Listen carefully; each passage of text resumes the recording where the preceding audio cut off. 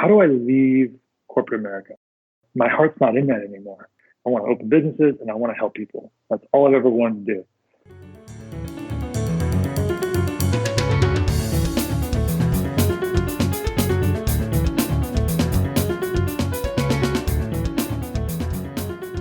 Hey, welcome to Unlatched Mind, episode 25.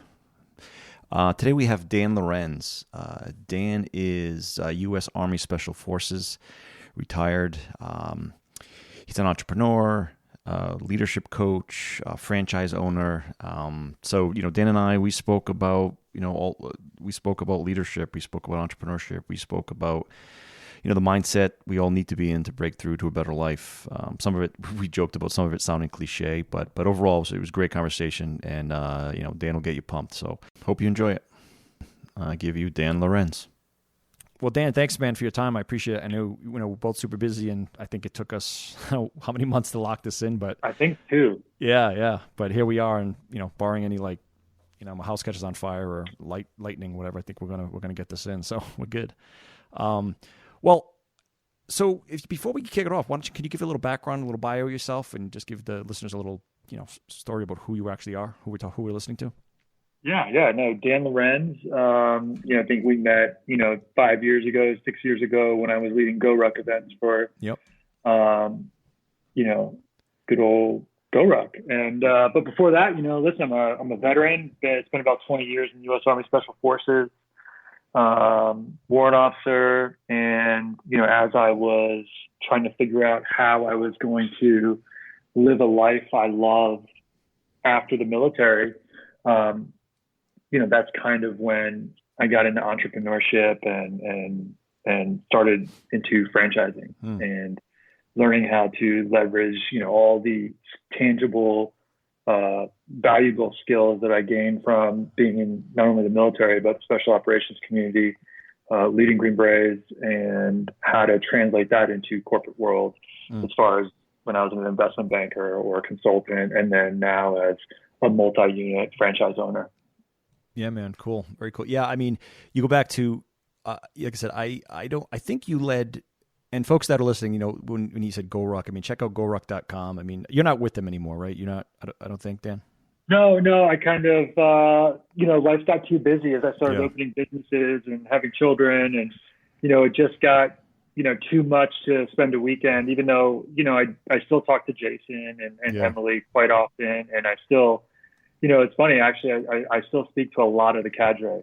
We text or we call or we try to link up when I'm in their city or they're in mine. And nice. So what a amazing community that, Jason McCarthy set out to do with GoRuck. And even the GRTs, which, obviously you're a GRT once you do a GoRuck event. Mm-hmm.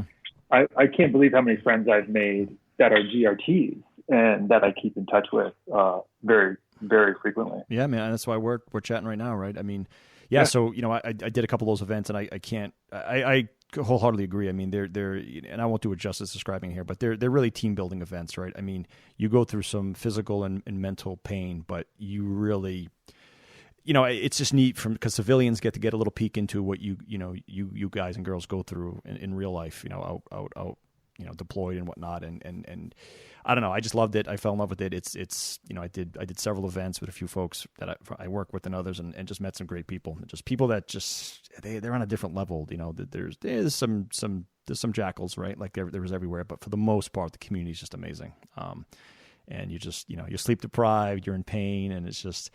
And that's kind of when I met you. Were a cadre, I think, for 2 of mine. I think it was a tough and then a heavy. There was you and I tried to look it up early, but GoRuck was down, and I just had too many things going on. But yeah, man, you had like a demeanor to you that was just like no bullshit, but you were just very even keeled, and you always had like a little insight to give. And I was just like, and I just remember that. And then when I saw your post on Facebook, getting into your franchising and looking to help people, and that's when I kind of shared it, saying, folks, just I don't know Dan very well, but I would follow him. I would just see what he's about, because he's no bullshit. So but anyway, now you I appreciate that. That means the world to me. Yeah, man. Thank you. It's just one of those things, right? Some people just try to, and a lot of, and every cadre I met, to be honest, is just, they were amazing. But there was just, and maybe because the heavy was just, we just got into this drawn out, like, thing where you really get to know people on a deeper level. So anyway, you mentioned, you mentioned, and it sounds a little cliche, right? The special forces, the military, and then the leadership skills you acquire, how you can apply them to the commercial world, to the business world.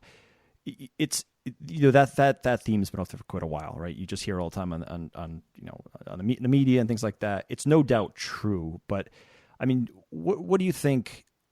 Like without the marketing stuff, what truly do you think? Folks like you and others that get that military focused training really. What separates that training from the rest of the folks when you apply to the business world? Would you say? Well, the first thing is training. So, when you go into the business world, and I'm sure I'll probably hurt some feelings here, but like I said, I've worked for the biggest bank in the world at the tip of the spear, right, with the investment banking. Yep. And then I've worked at one of the top 4 consulting firms. And the one thing that I learned at both of those firms was that people don't get leadership training. So unless you hire an undergrad in who maybe had, 2 or 3 years in the military, you're taking that undergrad 22, 23 years old, right, straight out of college, straight out of high school. And so unless they were in the military or unless, they were in a varsity sport of some sort, like a team sport, the chances of their exposure to solid, like fundamental leadership building blocks and courses is probably slim to none. Right. And so now you get these young kids that are smart, they're eager, they're easily malleable, right? Because they want to come into the workforce and they want to do their best. Well, what happens to those individuals in 2 or 3 years as they start to get promoted and move up and start to gain more responsibility in their jobs? Okay. Yep. And so they're coming into an organization where fast forward 5 years, right? And they're being led, quote unquote, by people that were then 3 or 4 years ago. Right. Yep. Right. Yep. And so now you're just creating a culture all the way up the chain of people who've never been to a leadership course, who've never had that ingrained in them from their very first day in the military. Mm-hmm. And this is not me knocking these firms. They're obviously very successful. They do what they do, and do some people kind of figure it out on their own? Yes. Yep. But for the most part, there's a lack of leadership, and there's really a lack of leadership in the lower echelons. So in that way, these firms, they have their leaders, but it's like when they get to the higher ranks. But again, they're moving through those ranks, right, and not taking leadership courses in your MBA programs or grad school. You're taking Excel courses and financial accounting and stuff like that. So that's the number one thing, is every course I've ever been in the military since the day I showed up at basic training and they shaved my head was based on leadership. It was based on team, and it was based on shared vision. And how do you accomplish that goal together? Right. Yeah, there's no difference there, right? From that, between that and an organization that wants to make money, there really isn't, right? The end goal is I feel like what I think organizations do well, and you basically just laid this out, is the training is geared around how each individual person can do their tasking really well, right? You said you learn Excel, or you learn whatever tool at the time that you're actually going to be using to do your job, but you don't really learn organically how to get a bunch of other folks to do really good stuff together, right? It's just, and that's kind of a layman's way of framing it, I think. But you're right, and our companies know. I mean, I think we're getting a lot better, but implicitly, it wasn't automatic. I'm in the tech world, and we're all software engineers, and as you kind of move up the chain, you do start to see that shortcoming. And it's like, wow, there's a lot of bosses, and there's and we have more or less a flat organization where folks just all work together. No one's really a boss's boss kind of thing. But to be an actual like leader, it's hard, right? I mean, you think, because you sort of turn into I think I had in the notes I had sent you, one of the guys I used to work with said, yeah, you really you start to become a cheerleader as opposed to a doer. Like, you really have to start enabling other people to do really good stuff. And you almost have to start enabling them to do it and do less yourself. And, I feel like that's hard for some folks because it becomes like almost an ego hit where you're not the one getting the accolades for doing, yet you're you're enabling dozens, if not more, to do really good things. And you move the needle a lot further when you do that. Well, I mean, there you go. You just hit on one of the big things of what leadership is and what leadership isn't. And for someone to put aside their ego because they need the accolades is something that doesn't happen in corporate America. Right. And that's the dog eat dog world. Right. So when you get to a position where you're a director or whatnot, and you're like, oh, right, my guys way down below did really well. Right. Mm-hmm. But when you start to get, a rank below or a position below or two below, man, it really gets cutthroat right there. So they lack that selfless service as far as engaging and empowering their teams. And so the biggest thing that we come across now is with a lack of leadership, there's usually a lack of culture. Yeah. Right. And so culture is going to prevail. Mm-hmm. So you could either have a toxic culture or a really strong, healthy culture. And regardless of how many people can use the shortcuts on their keyboards, it's going to affect the bottom line. Yeah. I know there's a few. Culture is a big one, and I always wonder. There must be tactics to dealing with certain individuals that just don't, right? Because there's always that toxic person or persons in an organization, whether it's military, business, whatever, that really breaks the culture of the greater good. I think it was Netflix that had a motto like "No brilliant jerks," meaning because some companies, especially in the tech world, right, the smarter you are, the better, whatever, right? It's all kind of a competition of just technical prowess. And I think you see that sometimes where you get a bunch of really smart folks, but if they can't work together, if they're all just super ego bound, it tends to the team can only move so fast, even though they're that good individually. But when you kind of strip that away, and it's like you say you got 10 people, or say it's 2 people, you get 1 + 1 = 3 if you get both of them truly collaborating and truly moving together as a team and enabling each other. And you multiply that by 10, 20, whatever it is, it obviously moves the needle much further, I guess. How do you deal with, I guess, when you have that person or that persons that just doesn't fit the culture? Is it just more training? Is it because I know a lot of us have seen that, and it's tough to deal, especially when that one person or persons is really a very good individual contributor. They just bring the team down as a whole. Yeah, I mean, I guess twofold, right? So in the military, the first 2 things I learned, as I signed into the 82nd Airborne as a young, 19-year-old private, and it was you're going to have your good leaders and you're going to have your bad leaders. Okay. And what you need to do from this point on is take what you can from both and discard the negative stuff. Yeah. So there's going to be bad leaders out there, and they're going to give you some positive tools to use down the road, whether it's what not to be or, some helpful things, even though their overall holistic leadership score is negative. Right. Yep. So there's that. And the second thing is as a leader, you need to delegate authority. So that was a big thing too. So you spoke about that earlier, but when we talk about it in a corporate setting, right, and you're saying, how do you get rid of toxic people, or how do you minimize their output or input? I think, the ways that I've seen it is in corporate America, in my previous job, it was you had a pool of people that were basically flat, like you said. You had your leaders above them, and the negative ones, they just were kind of sidelined, right?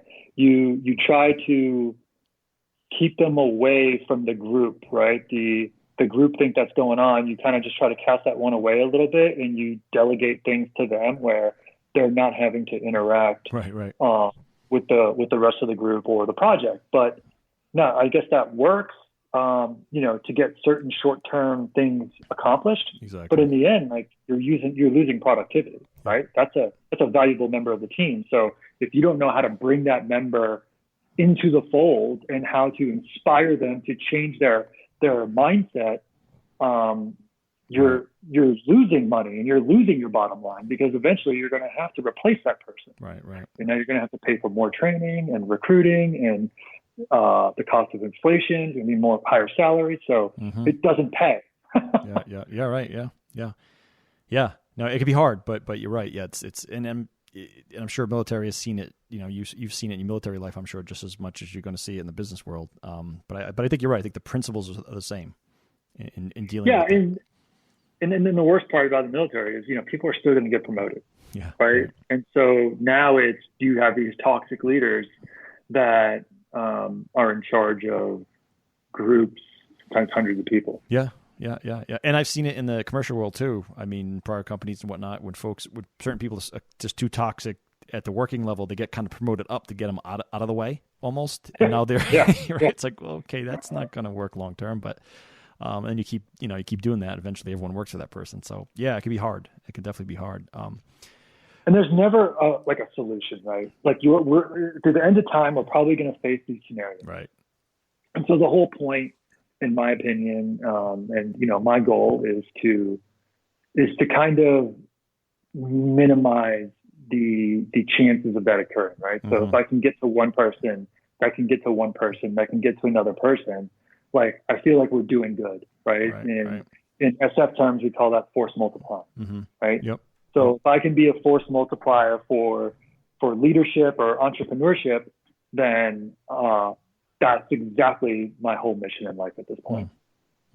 Yeah, and the culture word isn't. I mean, it's a one use all the time. But if you do build the right culture, then the people that coming in that don't fit that culture, that would be toxic, would really not fit from the get go, and it just wouldn't be a match. And maybe it more organically figures itself out, just because there's a well established culture that, hey, we don't really do that here.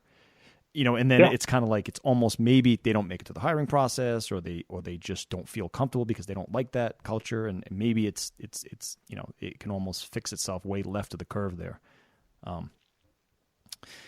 Interesting. Yeah. It's funny. Now you had those, you sent me that resource document with, you had kind of your 8 guiding principles. Now we already touched on a few of them. Do you want? I think they're spot on. They pretty much cover the full gamut of leadership principles. You want to just kind of rip through those quickly and just however you want to summarize them. But I think each one has a specific, a huge takeaway that we should kind of leave the listeners with. Yeah, and I guess it's called 8 Leadership Principles from the Green Berets: How Embracing These Made Me a Better Person, Family Man, Business Leader, and how you can achieve the same. Right. Yeah, so you can find that on my website, and it's free to download. So I encourage everyone to go there and download it. But this is, as I started to sit down and think about, how do I get this out? How do I tell people, what I've learned over 20 years in the special operations? What have I embodied through the events that I lead, or the people that I work with, or the people that I work for? This is kind of everything that makes me. Very cool. So yeah. So I definitely encourage folks to take a look at that. And I'll just rip through the list real quick. You talk about shared vision, empathy, respect, courage, time, risk, self-awareness, and bringing experts in. So, and you had a nice little write-up and kind of, detailing each one of them actually means. One thing I always ask folks like you is that about mindset. You had, I don't know what one of the dialogues we had in the past, mindset was big on your list of huge tenets for leadership wise and just general success. I think I sent you a little equation that I put together. I think it was like kind of like, and this is just off the top of my head kind of thing. It's nothing formulaic about this or scientific, but I feel like success is some combination of intelligence plus grit / perseverance, right? Plus likability or personality plus confidence. There's probably other parameters in there, but there's different ratios of which one's most important. I always think that intelligence, yeah, it's important to get you in the door. There's some level, you got to have a base level intelligence to kind of do the stuff, to get the work done and to talk to people and whatnot. But my gut, and this kind of gets into your special forces world and some of the stuff that I think folks like you and others are just better at. But I always want to get your take on things like this. So, like, in other words, grit and perseverance, I feel like is one of the most important things that anyone looking to start a company, be successful in a current company, or get through anything. I feel like grit / perseverance is almost, I feel like that's the number one thing.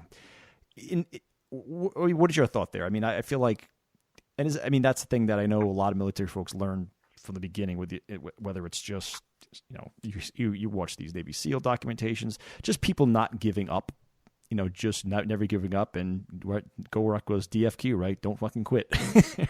So, and I love that mindset, because I feel like and the reason I like Go Rucks and the things that, maybe overlap your interest between you and I is just that there is that certain, there's that certain proclivity of people that are successful to just not give up and just keep moving forward fall 7 times, get up 8 kind of thing. Again, all these things sound cliche sometimes, but they're there for a reason. I mean, how important is grit and perseverance in anything that we do, would you say?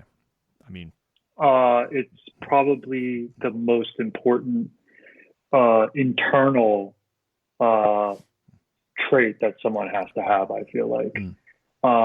Because that's the motor that keeps going. Like, that's the motor that keeps you leading. Yeah. Right. That's the motor that is either going to shut you down or keep going when you're out of gas. Yeah. And let me tell you, anyone that's listening that is an entrepreneur or that's gone through special operations or something just really strenuous, whether it's physical, mental, whatever it is, like, you're gonna want to quit. Yep.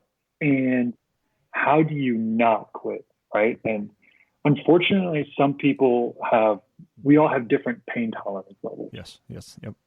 Okay. We all have different comfort levels. Okay. Yep. Someone's comfort level is going to be, one person's comfort level is going to be different than mine. Mm-hmm. Like, I want a lot. Okay. So that means I can be very uncomfortable for a very long time. Right. But what that's doing is that even my uncomfortable is super comfortable for someone else. Mm-hmm. It's not comfortable for me, and that's going to keep me driving forward. That's going to keep me moving forward, right? So, there's that Harry Truman, right? Persistence is omnipotent. So when we talk about grit, never quitting, whatever, I always think, like, persistence, man. You have to persist. You're going to fail. You're going to fail. You're going to fail. You're going to succeed. Right. Like, that's just the way it is. And we've all heard it before. Like, people that haven't ever failed, or all the successful people we look at, like, they've all failed. Yes. Whether it's Mark Cuban, whether it's Mark Zuckerberg, like, whoever, they've all failed at point. Okay. Yep. So you got to just take it, learn from it, and move forward. Yeah. So one of my biggest things, persistent. Yep.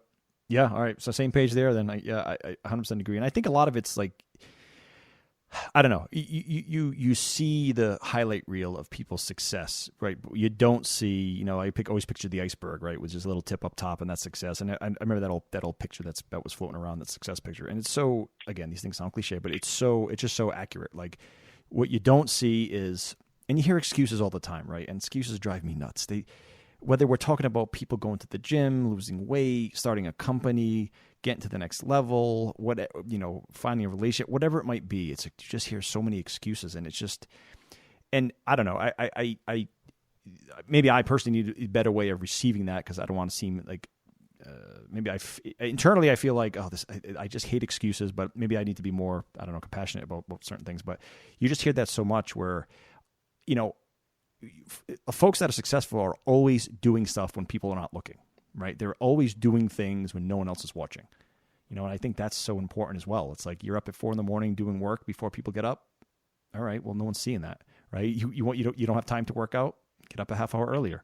Like, that's always my answer to everything. And I may sometimes come across as a hard ass, but I don't know. I just think do you see, now you're in a business now. to make people successful, right?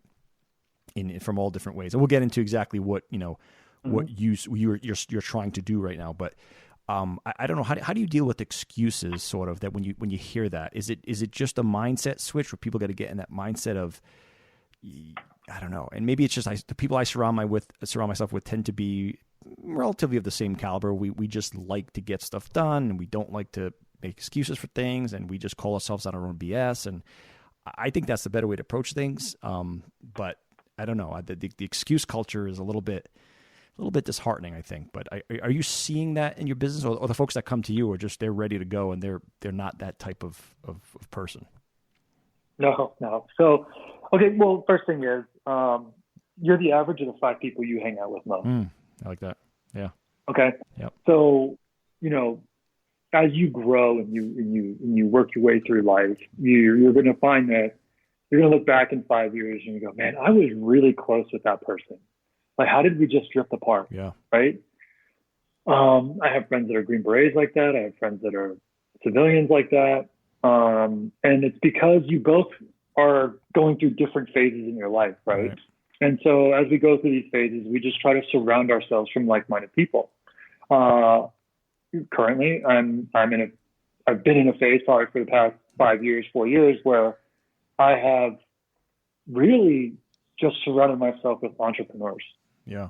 So whether you have rental properties or side businesses, or you're a full-time entrepreneur, investors, like those are the people and the friends that I hang out with now, because what you also realize is time is the only commodity we'll never get more of. Right. Can never earn more time. And so it's about making the most of the time that we have. And so, I'm at a point in my friends, my close inner circle of friends, my close network, whenever we hang out, we might drink beers or whatnot, or go out, go to a game, but I guarantee you we're going to have conversations based around how do we increase our net worth, what kind of businesses are out there, what if we did this? And those are the people that I want to hang out with. Doesn't mean we're better than the people that just want to play video games, or better than the people that just want to watch 12 football games on a Sunday. Like, I used to be that person when in my 20s. I wish I wasn't. Right. I feel like I wasted a decade of my life with the NFL Sunday ticket, right? Like, what did that get me? Nothing. Okay. So it's just the mindset, right? And so with that, you're the average of 5 people you hang out with most. So surround yourself with like-minded people. And when you start achieving success, you're going to have some of your friends that you thought were friends, or when you start to explore these other opportunities, say business opportunities, you're always going to have those friends be like, why would you do that? You have a good job. Right. And you really got to be careful, man, because some of these people, they're comfortable where they are, and they want everyone else to be comfortable where they are. Right. So if you start to show any advancement, any type of, I'm going to create this business, you're good, just expect nothing but negativity coming back at you. Right. When you surround yourself around those types of people, they're going to be like, all right, let's work through the numbers real quick. Dude, I think you're onto something. Or have you thought about this model? Or how did you pivot it to this? Right. Or, dude, you should knock that out of the park. Right. I'll invest. Yeah. Shoot, I'm sorry. Did I even answer that? I don't even know if I went on a tangent or not. No. Yeah, no. It's there really are no tangents. Yeah, no, absolutely. I mean, it's just it's the excuse mindset, right? It's just that. But it sounds like it sounds like you're really not surrounding yourself with folks that would be in that mindset to make excuses. So I stopped hanging out with them. Yeah. Like 100%. Really close friends. Over the past 5, 6, 7 years, like the woe is me, or man, whatever.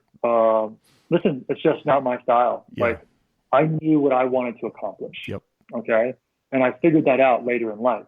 I wish I had figured out earlier, but it is what it is, right? Mm-hmm. Everything made me to this point. Right. And so I just started naturally investing more of my time toward achieving my goals. Yeah. Okay. And so when that happens and your friends call you up and they're like, hey, let's go out tonight, you're kind of like, actually, no, man, like I really got to go through this pro forma, or I I want to read this 10K because I want to make some investments at the opening bell tomorrow, Right. or I've got payroll that I need to do for this business that I own that I have 30 something employees for. Right. So you just kind of, they just kind of die off, and eventually they're going to stop calling it. Yeah. And you're actually not making an effort all. Right. Yeah, no, So the people with excuses, we know there's no saying, excuses have no uses. So don't give them any uses. All right, I'm gonna rename this episode the cliche podcast.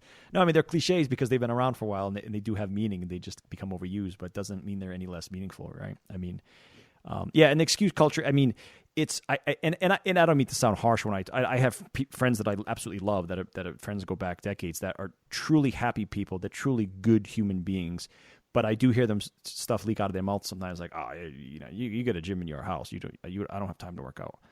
I'm like, dude, and I'm just that guy. Like, dude, you could do 100 burpees in 7 minutes, and you'll be sore. You'll be sore for 4 days. Just go. And you need a floor. Like I always come back with those things, and maybe I'm a little too hard on certain folks, but I just don't like that. And again, these are people. Some of these people I absolutely love. They'll be best friends forever. But it's just.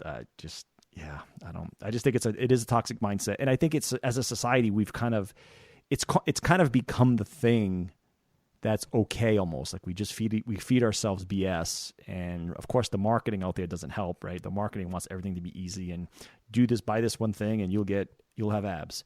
Well, no one's gonna have abs unless you stop shoveling food down your face and actually watch your diet for 6 weeks, and what I mean. It's like there's all these kinds of things that are just BS fed at us, and it just. I don't know. I just like to cut through the BS, and perseverance and surrounding yourself with the right people, just like you just articulated, is pretty much it's a recipe for success. Another cliche ding. I'm gonna have like a cliche ding that goes off every time we. We'll do a document. Yeah. We'll have like all right. 20 of them. So what are you actually doing now? Now, I read some of your content, but what are you working on? Why would people come to you, and who do you want to come to you? Like, what are you actually doing? Yeah. Well, hold on. Your formula: success equals intelligence, great perseverance, liability, personality, confidence. You're missing one other thing. All right, cool. Luck. There you go.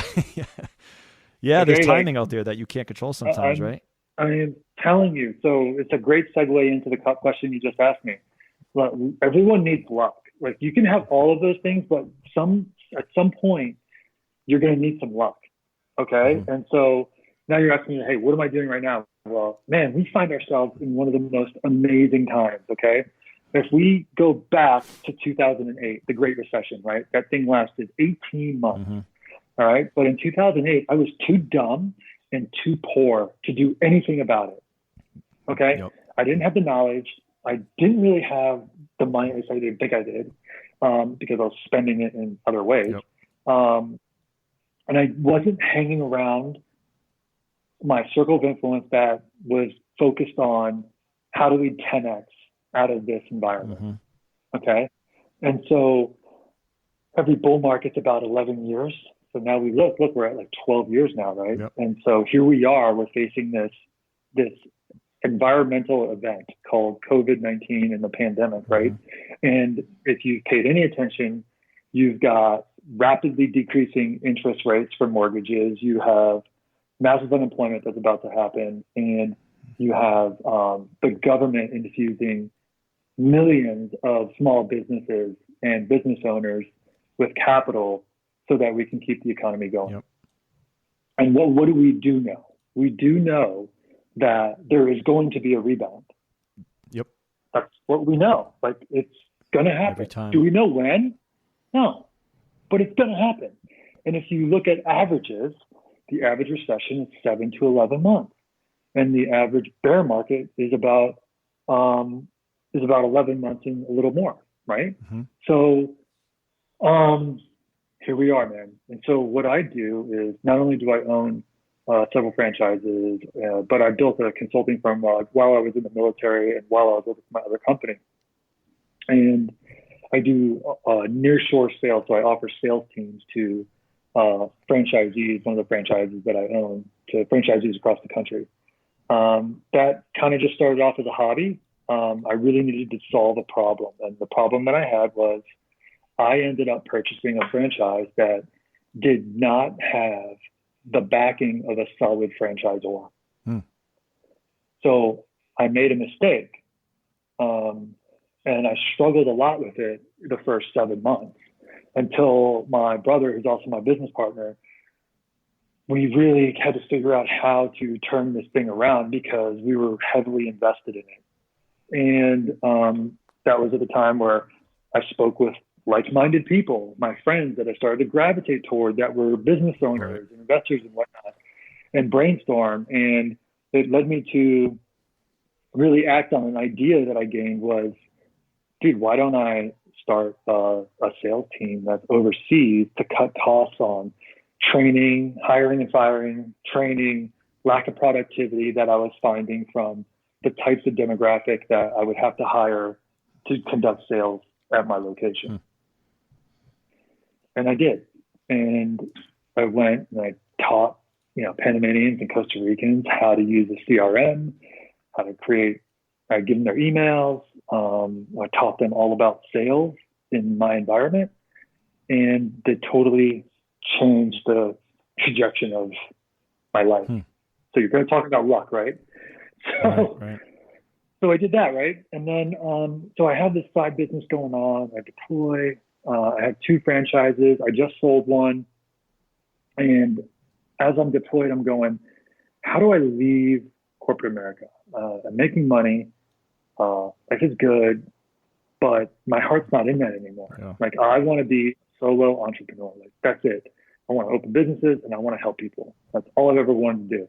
And so I came back from my deployment in October, this past October of 2019.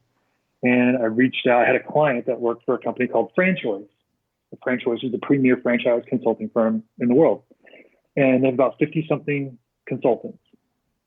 And one of my clients for my nearshore sales team became a franchise consultant for them like 3 years ago. And he talked to me about it while I was deployed, and I didn't really pay much attention. But by the time I came home, I was like, all right, what do I do? And so I looked up that franchise consulting firm, and I sent an email to the point of contact, which just happens to be basically like the second in command of Franchoice because it's such a small organization. And she wrote me and she said, well, let's get on a call. So we get on a call and she's like, so why do you want to help people find their perfect franchise for them or their ideal franchise? And I just said, listen, I want to help people. Like, I want to help change people's lives the way that entrepreneurship has helped change my life. Despite the downs that I've had and the ups that I've had, this has been one of the greatest experiences ever. And I just don't want people to make the same mistake that I made, even though I was able to turn it around. Yeah. So they offered me a position as an independent consultant. And so now I am able to work as an independent franchise consultant through my company Synergix. And then I have my other 2 verticals, which are my nearshore sales team. And then the other thing that I'm most passionate about, which is providing one-on-one leadership coaching or group speeches or paid talks to companies and organizations on the fundamentals of leadership. Super cool. Well, yeah. I mean, so what do you say to someone listening that like, okay, I've been at my 9-to-5 job for, I don't know, take someone in their maybe 30s because they just they thought they get out of college and they're doing the thing that society tells them they should do, right? They checking all the good boxes. I got a college degree. I got my first job out of college. Maybe I bought a house. Maybe I have a family. Maybe I don't. Whatever, right? Everyone's got a little different story in their 30s, and I'm kind of not miserable at my 9-to-5, but their passion, they're really feeling that draw to just start their own thing. Like and I use that as an example, but I mean, you can't like look around with 10 people. There's going to be two or three people feeling that. I feel like anyway. At least that's what my circles are. That's where my mind's at all the time, sort of in various ways. But what do you say to those folks? Like, what is that first step? I mean, it's scary as hell, right? I mean, so you talked about risk earlier in your 8 principles. What is that person's first step? And I mean, do you recommend? I mean, is it hit you up first because this one-on-one, coaching sounds like a good place to start? But is that I mean, what do you think that first step is? Someone always needs, I think, like one, maybe it's a silly phrase they hear, or someone gives a crazy speech on YouTube that motivates them to take a step, and then a step leads to 2, and 2 leads to 3, and next thing you know, they're actually doing something and getting ready for their first failure, which should only, in my opinion, catapult them to the next one, and then finally to something that they can stand on. So what is that first step, you think? It's a leadership principle, and it's called decide. Yeah, like make that decision. Like you're either gonna talk about it or you're gonna be about it. Okay, and so I would say that if you're tired with your job, if you like your job, doesn't matter. It can be either one. I love my corporate job. Like, I help people that are not quitting their job. They love their corporate job. They just understand that starting a business is an alternative investment. Mm-hmm. It's an alternative investment to the stock market, to real estate, to whatever it is. That's it. So I would say this, that there's 4 ways to create generational wealth. Okay. You can become like Kylie Jenner or whatever and sell makeup on the internet. I probably can't do that. So then you have real estate is the second way. You have the stock market is the third way. And then business ownership is the fourth way. Okay. So in my opinion, you should be diversified in at least 3 of those. Mm-hmm. And most of us, it's easier for most of us to achieve that than we think. So there's a lack of information out there. So your job as a leader, your job as the leader of your family unit, right? Mm-hmm. Or of yourself, to say, how do I solve this problem? And what is this problem? This problem is, I'm in a position right now that I'm not 100% happy. I am not living the life I truly love. And the reason is because I work 9 to 5. I miss my kids' soccer game. I'm only making enough money to pay my bills, essentially. I got to scrap and save to take my kids to Disney World, right? I'm driving this shitty car, and I can't even pay for the HOV lanes on 95. So I got to get caught in traffic. Right? I mean, there we are. It's a local right? Washington, D.C. reference. Yep. Yeah, sorry. Yeah. And so you have to come to terms, right? We're talking about emotional intelligence, self-awareness, okay? Right. So self-awareness is saying, hey, here I am. This is what I know. I'm going to have an uncomfortable conversation with myself. And how do I get to a point where I'm solving my problems or my issues at hand? And so, I would say the first step is identifying and then talking to someone. So in the military, we have a OODA loop, right? Observe, orient, decide, and act. Okay? So you've observed. Now you have to orient. I would say you orient towards someone like me. Like, if you don't know anything about franchising and you think it's all about McDonald's and Burger King and Subway, I'm going to tell you you're so freaking wrong. Okay? Like, it isn't. I don't even really deal with food. Mm-hmm. So if you come to me and you want to start a Subway, I'm going to save you the time. Just go right to Subway. Yep. Okay? So talk to a franchise consultant, because my whole mission in life is to make sure you don't make the same mistakes that I made. I want you to hit the ground running. And we're going to work through a 6-step process where we're really going to get to know each other. And we're going to walk through this path of narrowing down the 4,000 franchises that are out there to 3 that fit everything you want and nothing that you don't. The other caveat is it's not going to take a day. Okay? So don't come to me thinking that we're going to talk and then tomorrow you're going to buy a franchise. All right? It's going to take work. You're going to have to do a lot of research. Yep. You're going to have to do a lot of investigation. You're going to have to let down your barriers. You're going to have an open mind. We're talking about self-awareness, and we're moving into self-management. Right. Okay? So two tenets of emotional intelligence, right? And so you're going to have to really figure out if these 3 opportunities that we've decided upon are right for you by doing the research and slowly eliminating them, right? So working with me, to get back to the time that we're in, right?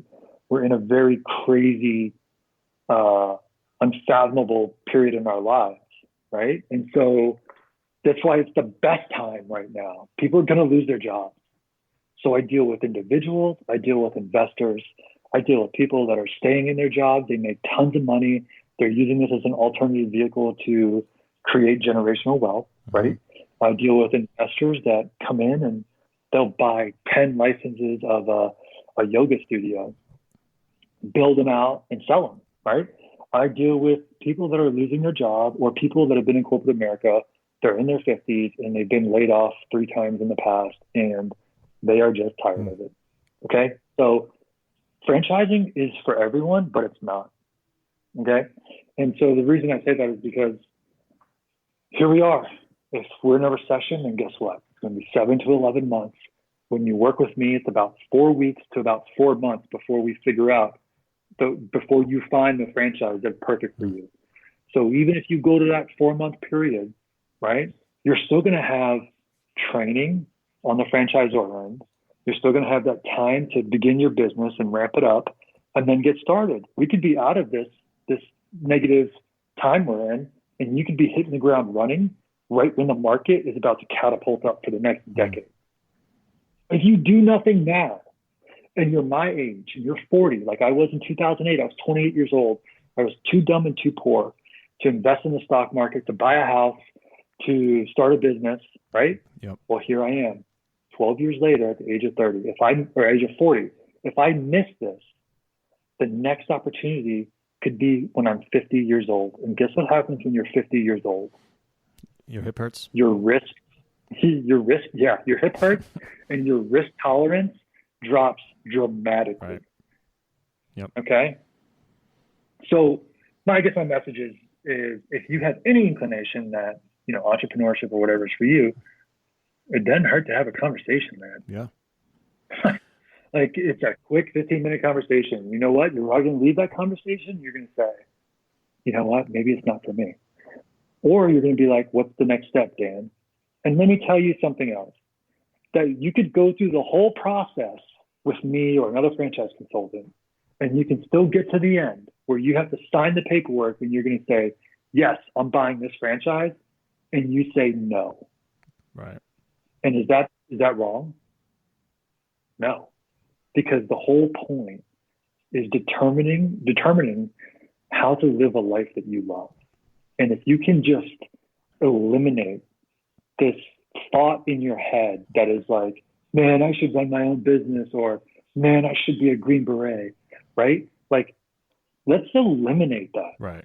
So that you can focus on your corporate job and what you have right in front of you. Or you can focus on being in the 82nd Airborne or being a Marine or whatever, and being that best version of you possible. Right. For me, it's a win-win. You either become the best version of you possible where you are because you know there's no other avenue for you, or you realize there's no other avenue, or you continue in your job, or you build this massively successful business that gives you a life you love through franchising. Well, that's you drew a nice little distinction there. I like that at the end. I just wanted to reinforce it. Like, you're right. You might go right to the end and realize, this is really not for me. So you then establish more of a value of what you're currently in, because you realize, well, this. I am happy. Maybe you just didn't realize it. Maybe you just were looking. You were maybe assuming the grass was greener, and you go through these steps with you or whoever, and you realize, wow, I am where I need to be, and that's a level of peace right there. And you nail it. You're living the life you want, and if that life is exactly what you're doing, then just get that answer, figure it out, and yeah, interesting. Now, too many people, they always say, what if, right? Right.